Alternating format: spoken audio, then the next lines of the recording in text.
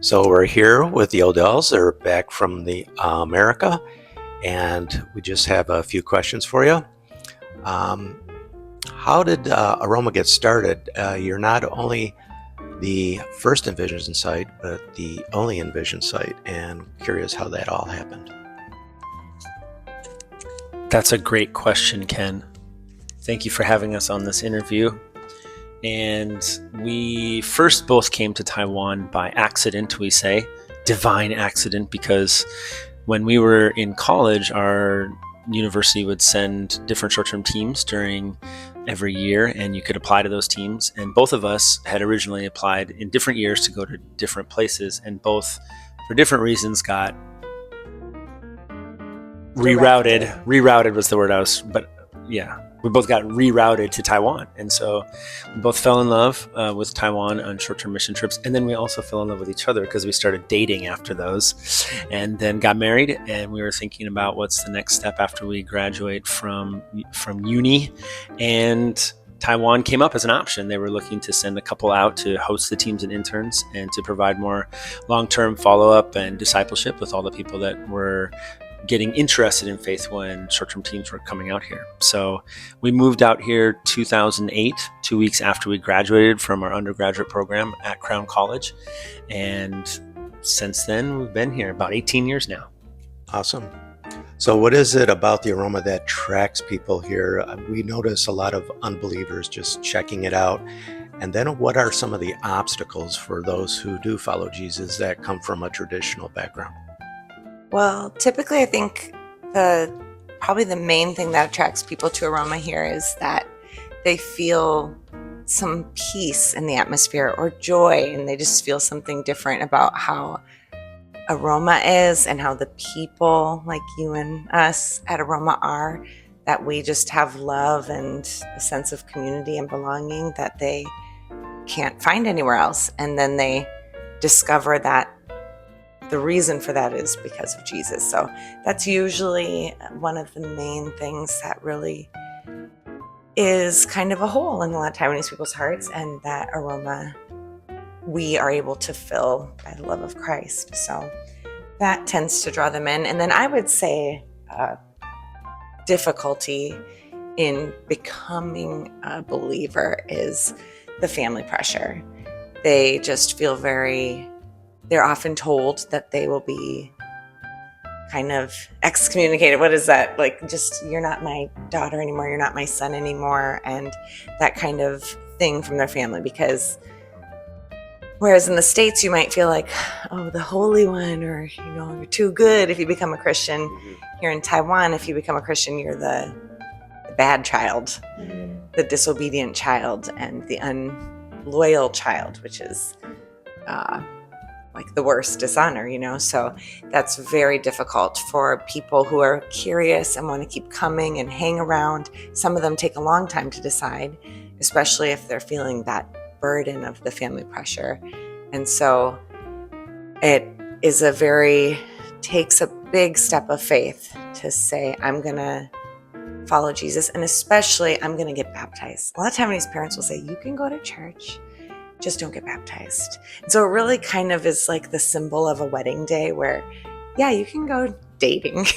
You can test out Christianity, but don't give your life to Jesus. And so when they make that step of baptism, that's like the final declaration of, I'm following Jesus for life. And so that can be a really difficult step for people to take.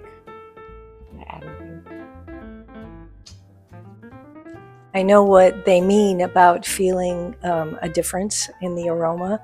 I was just telling Ken this morning, and we're believers, but I was just telling Ken this morning that I don't think I've ever felt so much love from a community in an environment before, because it's such a family. It's a small church, and everybody kind of knows everybody, and so the outpouring of love between the people there, it really is a tight-knit family. And I felt love in a lot of places before, but not quite like Aroma. So you just got back, and I want to know, while you were in the U.S., what did you do? Every 2 years, we need to go back to the States. It's called our home assignment, and sometimes that includes seeing our family, getting some rest, but also a lot of chances to go visit other churches and tell them about what God is doing in Taiwan and invite them to partner with us in prayer, finances, and also to send teams and interns. So I think we ended up connecting with about 15 churches total in New York, in Minnesota, in California, and in Oregon, and also Washington. So I was kind of all over the place. I did most of that traveling outside of Minnesota, where we're originally from, by myself, but we did get to bring the rest of the family to part of the New York trip, which was really cool. Got the boys up to the crown of the Statue of Liberty, which was awesome, and had a really good time there as well. But I think it was a pretty good trip. Very busy with a lot of different things going on and kind of traveling quite a bit. Jamie, while he was doing all that traveling, you were left behind. What did you do?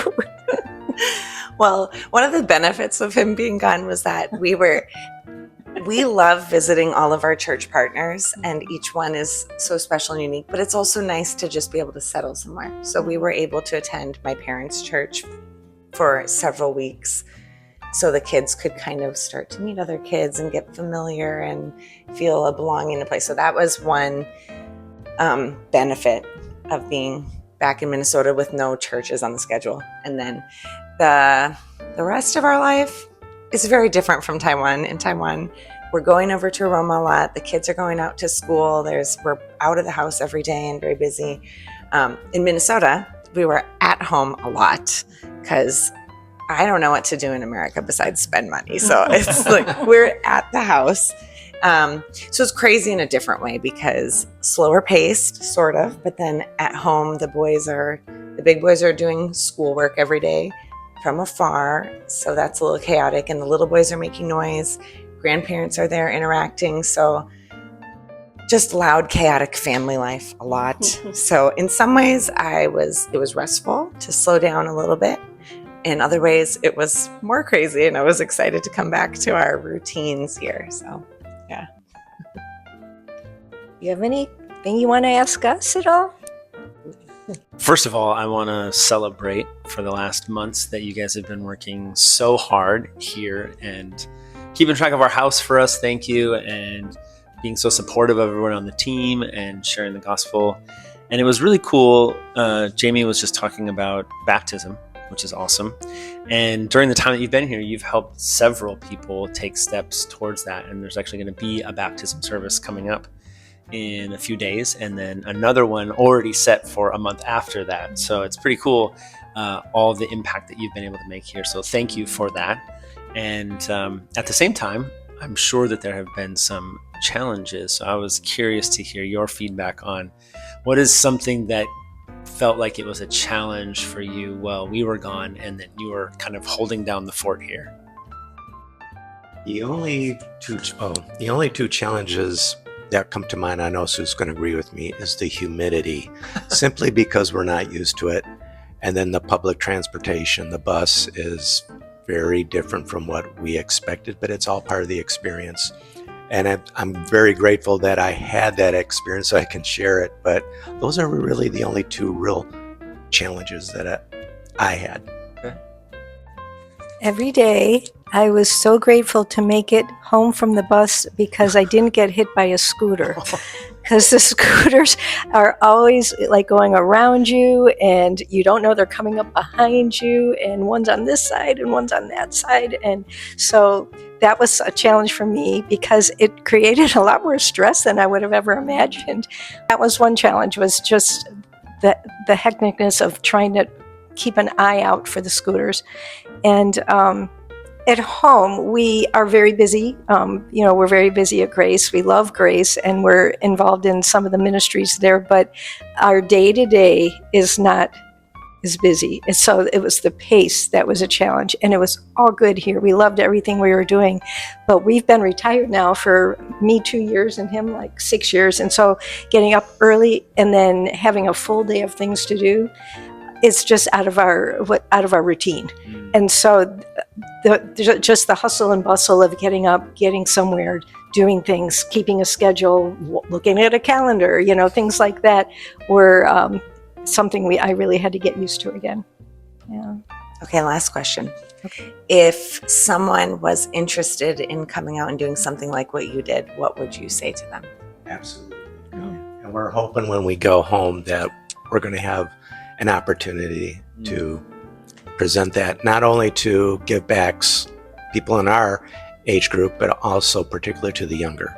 So next year we're really trying to gravitate towards the younger crowd and say, you got to come and try. And we're going to be hoping to bring some younger interns. I would also say absolutely, and it amazes me that more people aren't interested, or at least actively, trying to do something like this. It's an experience of a lifetime. I wouldn't trade it for anything. So absolutely, What better way to spend retirement? yeah. Yeah. Well, I guess we'll accept you back next year then. Thank you. We can't wait to come back. Yeah. Well, thank you so much for taking the time to talk to us today. All right. Thank you. Thanks. Thank you.